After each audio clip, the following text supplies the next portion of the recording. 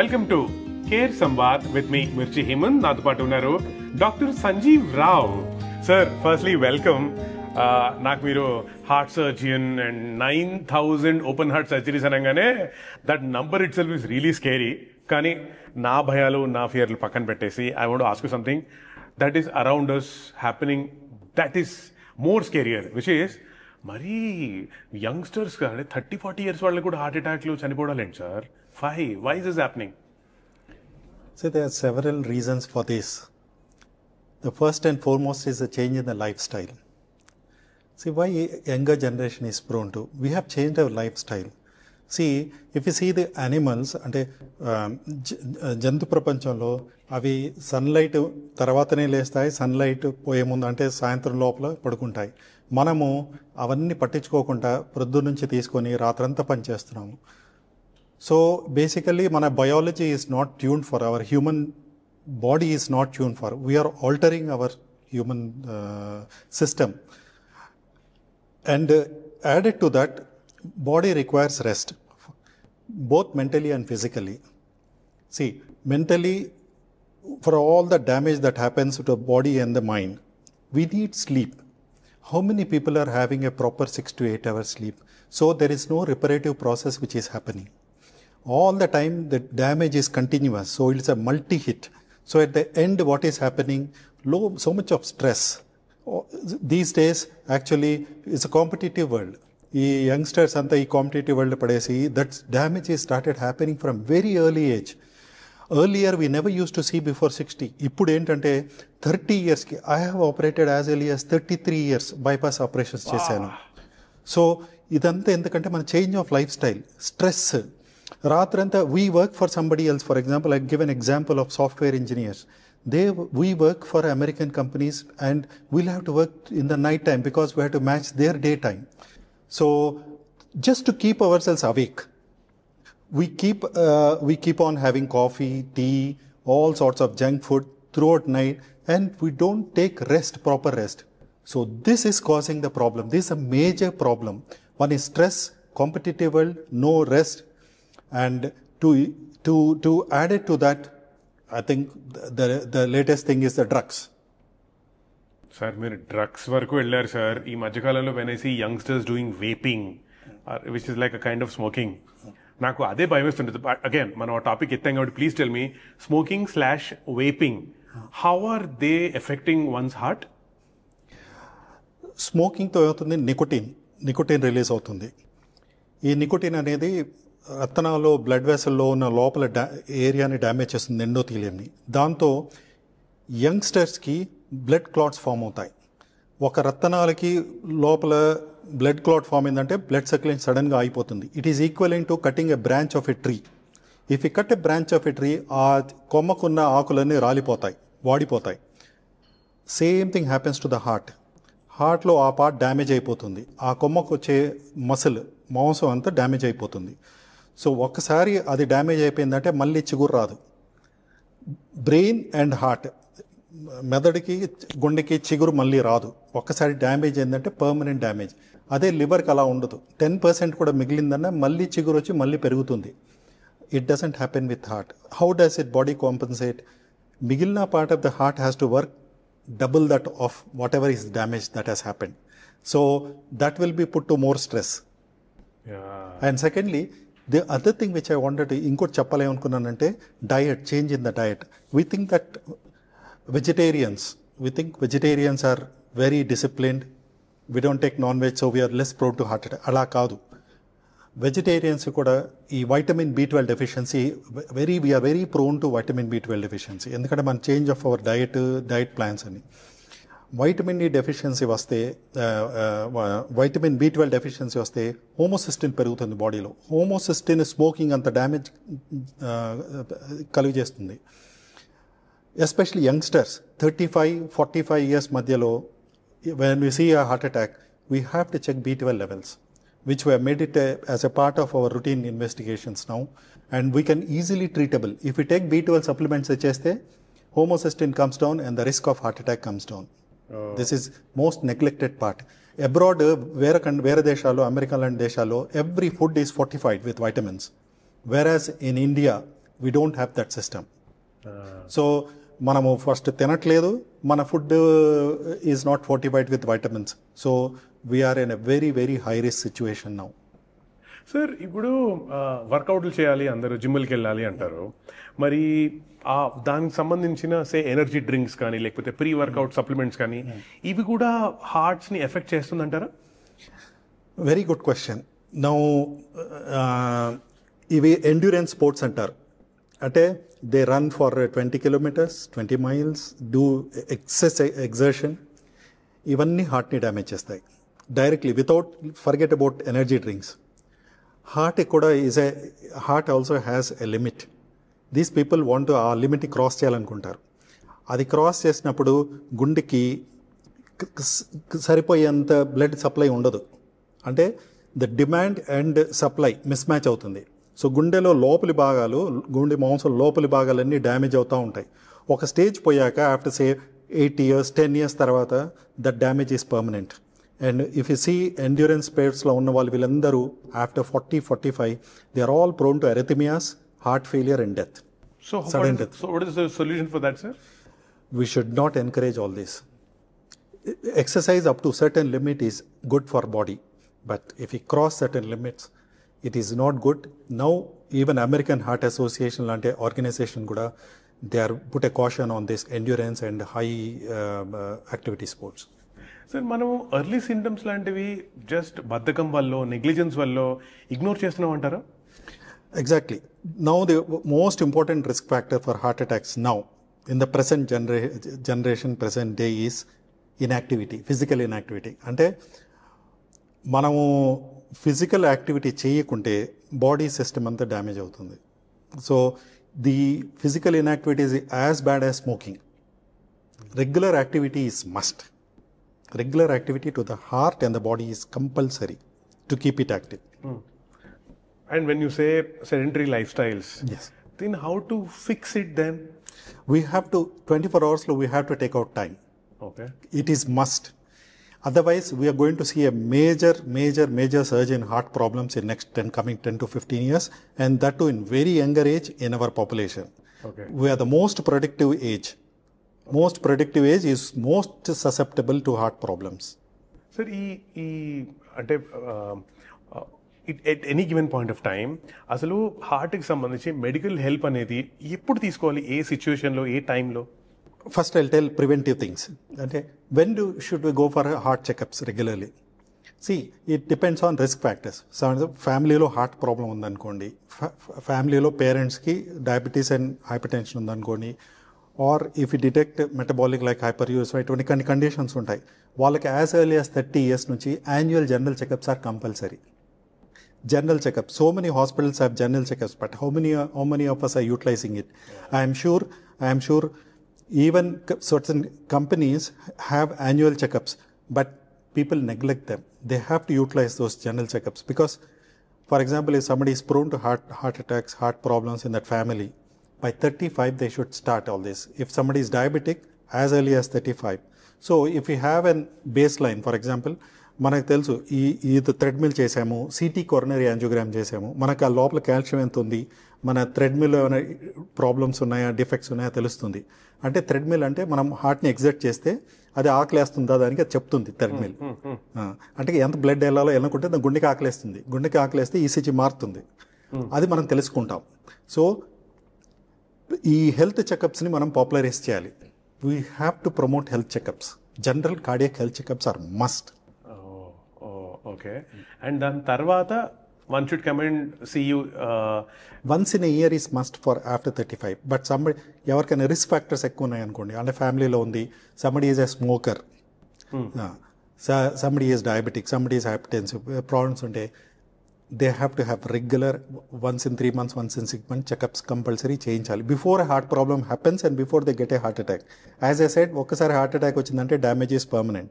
So prevention is better in heart problems. At the same time, sir, when you say cholesterol కానీ or triglycerides కానీ ఇవి ఎంత ఇబ్బంది పెడతాయి హార్ట్ని? డెఫినెట్లీ. ఇప్పటి వరకు మనకు తెలిసిన సైంటిఫిక్ ఎవిడెన్స్ ప్రకారము కొన్ని రకాల బ్యాడ్ కొలెస్ట్రాల్స్ ఎక్కువగా ఉంటాయి శరీరంలో, గుడ్ కొలెస్ట్రాల్ తక్కువగా ఉంటే లోపల ఆ రక్తనాళ లోపల పలుకు అంటే ప్లేక్ అంటారు, ఆ ఫార్మేషన్ పెరుగుతూ ఉంటుంది. అది లోపలికి పెరుగుతుంది రక్తనాళలో. సో అది దాన్ని బ్లాక్ చేస్తుంది. సో దాన్ని మనం దాని నుంచి కాపాడచ్చు. అంటే రివర్స్ అవుతుందా లేదా, అది అర్లీ స్టేజ్లో జరిగితే రివర్స్ అవుతుంది. బట్ ఒక స్టేజ్ పోయిన తర్వాత అది రివర్స్ అవ్వదు. కాకపోతే మనం రెగ్యులర్గా మెడిసిన్స్ తీసుకుంటే కొలెస్ట్రాల్ కంట్రోల్ చేయడానికి అది పెరగకుంటే అలా ఉండిపోతుంది. But reversibility is still questionable. Compulsory cholesterol reducing medicines, good cholesterol పెంచే medicines plus antioxidants compulsory తీసుకోవాలి, అండ్ వైటమిన్ సప్లిమెంట్స్. ఓకే, మనం కొలెస్ట్రాల్ గురించి మాట్లాడుతున్నాం కాబట్టి ఇంకొక స్టెప్ ముందుకెళ్ళి ఆల్కహాల్, ఇది ఎంత ఎఫెక్ట్ చేస్తుంది సార్ హార్ట్? ఈ ఆల్కహాల్ సంబంధించిందంతా ఎక్కడ స్టార్ట్ అయిందంటే అరౌండ్ ద మెడిటరేనియన్ ఏరియా.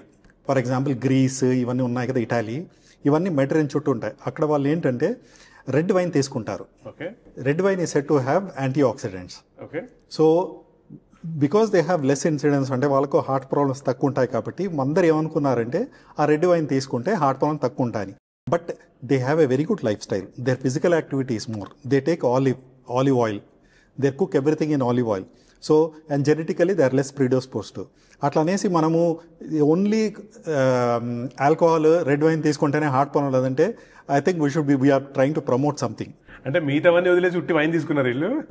అలాగా. And otherwise the rest of all alcohols are bad to the heart and bad to the liver. So in general actually as a doctor I am not supposed to advocate alcohol. Absolutely right. And also sir, నాకు చాలా surprising అనిపించేది ఏంటంటే dental hygiene కూడా heart ని effect చేస్తుందా? దీనిపైన కూడా research జరిగింది. ఏమంటారంటే డెంటల్ హైజీన్ అంటే బేసికలీ లోపల బ్యాక్టీరియా చుట్టూ గమ్స్లో గమ్ ఇన్ఫెక్షన్ ఉంటే పెరియోడోంటైటిస్ అయితే దానివల్ల ఇన్ఫ్లమేషన్ జరుగుతుంది. అది బాడీలో జనరలైజ్డ్ ఇన్ఫ్లమేషన్ అవుతే హార్ట్కి కూడా ఎఫెక్ట్ అవుతుందని ఒక థియరీ ఉంది. But it is not definitely proven that it is the periodontal infection is responsible for plaque formation in the heart. అంటే it is not cause and ఎఫెక్ట్కి అలా రిలేషన్ ఉంది. సార్ మాట్లాడితే అందరూ ఈ మధ్యన వాచెస్లో కూడా ఈసీజీ అంటారు కదా సార్. ఈ ఈసీజీ ఈకేజీ ఏంటి సార్? ఇది ఏం చూపిస్తుంది? ఇది హార్ట్ యొక్క ఎలక్ట్రికల్ యాక్టివిటీని చెప్తుంది. దాంట్లో యూజువల్గా ఈ సింపుల్ డివైసెస్ అన్ని ఓన్లీ హార్ట్ రేటే చెప్తాయి, పెరుగుతుందా తగ్గుతుందా హార్ట్ రేట్, అంతే తప్ప అది దాని అనాలిసిస్ ఎక్కువ చేయలేవు. కొంచెం అడ్వాన్స్డ్ సిస్టమ్ ఉంటే దాన్ని అబ్నార్మల్ హార్ట్ రేట్ వస్తే, అబ్నార్మల్ హార్ట్ బీట్స్ అంటే మామూలుగా మన హార్ట్ బీట్ అనేది రెగ్యులర్ ఇంటర్వెల్స్లో రావాలి. ఫర్ ఎగ్జాంపుల్ 70 అంటే 70 ఎవ్రీ ఇంటర్వెల్కి నెక్స్ట్ బీట్ రావాలి, ప్రిడిక్టబుల్ ఇంటర్వెల్. అలా కాకుండా ముందో తర్వాతనో వస్తే దాన్ని అరిథమియా అంటారు. అలా ఉంటే కొన్ని సిస్టమ్సే చెక్ చేస్తాయి అవి. బట్ అన్ని వాచెస్ చెక్ చేయవు, అరిథమియాస్ చెక్ చేయవు, అరిథమియా అనాలిసిస్ లేవు. దానికి compulsory we have to use a Holter system. Sir ఇందాక మీరు స్ట్రెస్ గురించి చాలా స్ట్రెస్ చేశారు, మరి ఈ స్ట్రెస్ టెస్ట్ అనేది కూడా మీరు రికమెండ్ చేస్తారా? స్ట్రెస్ టెస్ట్ అనేది ఓన్లీ టు ద లిమిట్. మన థ్రెడ్మిల్ చేస్తారు, ఆర్ డొబిటమిన్ స్ట్రెస్ ఈకో అంటారు, ఆర్ కొన్ని కెమికల్స్ ఇస్తారు. దాంతో హార్ట్ రేట్ పెరుగుతుంది. అంటే హార్ట్ రేట్ పెరిగినప్పుడు, బ్లడ్ ప్రెషర్ పెరిగినప్పుడు గుండెకి స్ట్రెస్ ఇస్తారు. బట్ దానికి ఒక లిమిట్ ఉంటుంది. ఆ టైంలో మామూలుగా నేను ఒక ఈసీజీ తీసుకుంటాను, అది నార్మల్గా ఉందంటే హార్ట్ ప్రాబ్లం లేదని కాదు.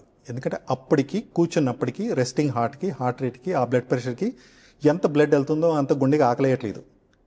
బట్ నేను స్ట్రెస్ చేసినప్పుడు గుండెలో రక్తనాళాల్లో అడ్డు ఉందనుకోండి, ఆ డిమాండ్కి సప్లై తగ్గుతుంది.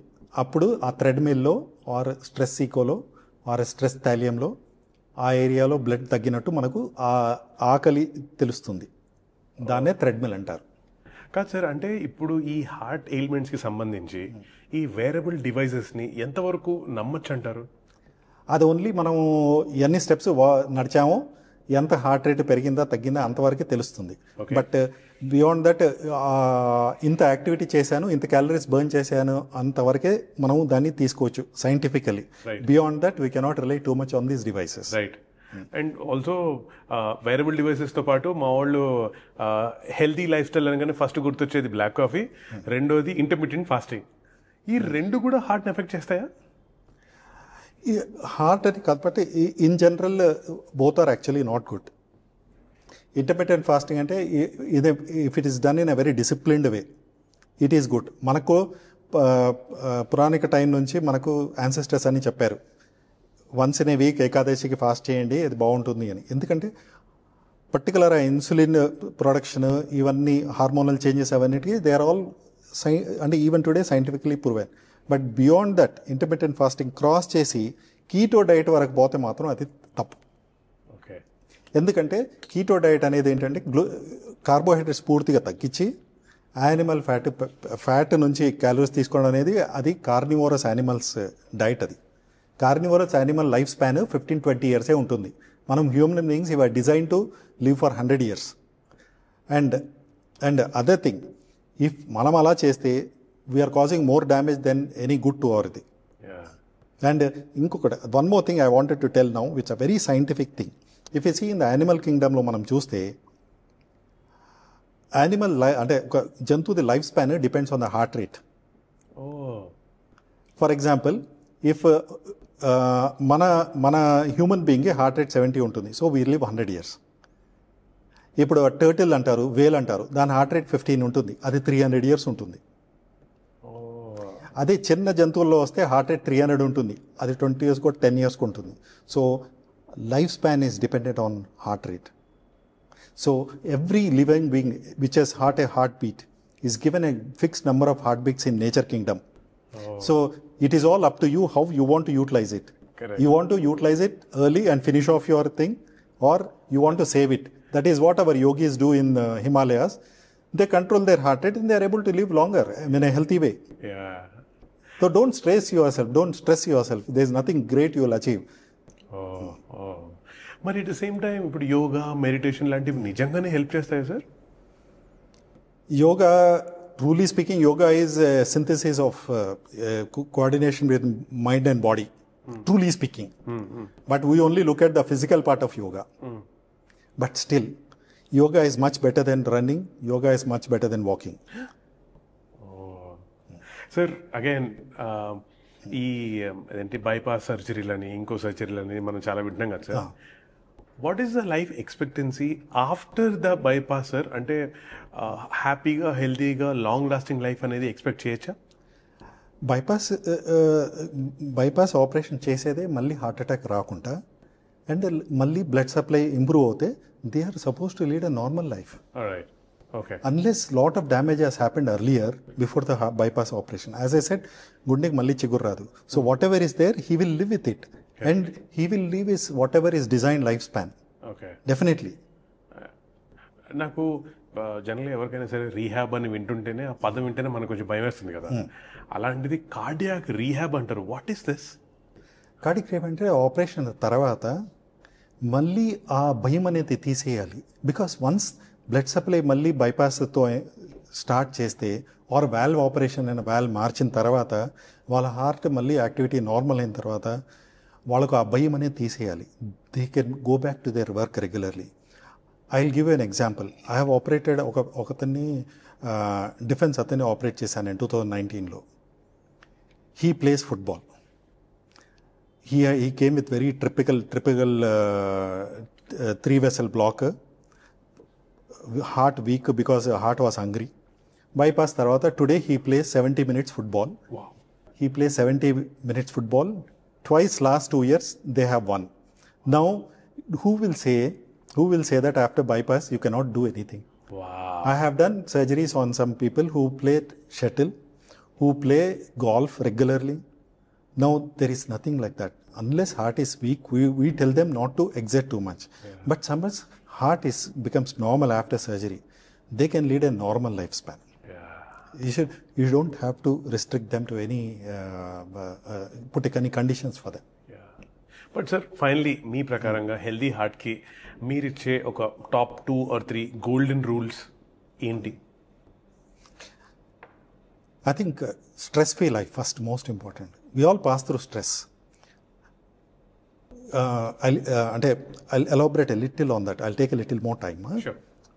స్ట్రెస్ అనేది అంటే మెంటల్ స్ట్రెస్ అయినప్పుడు బాడీలో హార్మోన్స్ ప్రొడ్యూస్ అవుతాయి. These are the hormones which damage the blood vessels and the body. These are all adrenergic hormones. They will cause high blood pressure, high heart rate etcetera. So if at all somebody has to pass through stress, after that they should have adequate physical activity to burn all that. So all this, whoever passes through all this mental stressful atmosphere, they should have equal amount of physical activity to compensate all that. That is what first thing I tell. Second is adequate sleep. As I said, sleep is one thing which will repair the body physically and mentally. I said repair the body physically and mentally. If we don't give adequate sleep, the damage is happening, but there is no repair is impaired. Repair jaragadu bodyki. So అది పోతూ కొంచెం time తర్వాత అదంతా permanent damage లాగా అయిపోతుంది. That is what is happening today. And third is diet.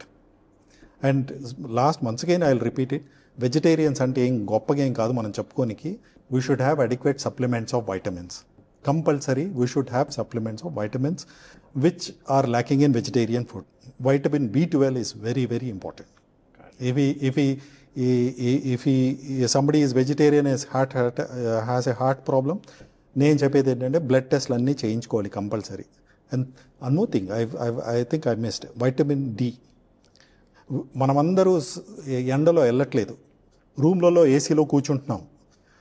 ఎండకి expose లేకుంటే vitamin D produce అవుతుంది. Now we have very good evidence that vitamin D levels బాడీలో తక్కువగా ఉంటే హార్ట్ ప్రాబ్లమ్స్ వస్తాయి, క్యాన్సర్స్ వస్తాయి, మనం ఇన్ఫెక్షన్స్కి ప్రోన్ ఉంటాం. సో వైటమిన్ D కూడా అందరూ చెక్ చేయించుకోవాలి. అండ్ వైటమిన్ D సప్లిమెంట్స్ రెగ్యులర్గా తీసుకోవాలి. సార్ అసలు నేను మీతో మారుతుంటే అర్జెంటుగా నేను ఇప్పుడు నా లైఫ్ స్టైల్ మొత్తం చేంజ్ చేసుకోవాలన్న మోటివేషన్ వచ్చింది. Thank you so much for this doctor. Thank you sir. Thank you. I had a great time talking to you doctor. Thank you. So same here. Thank you so much.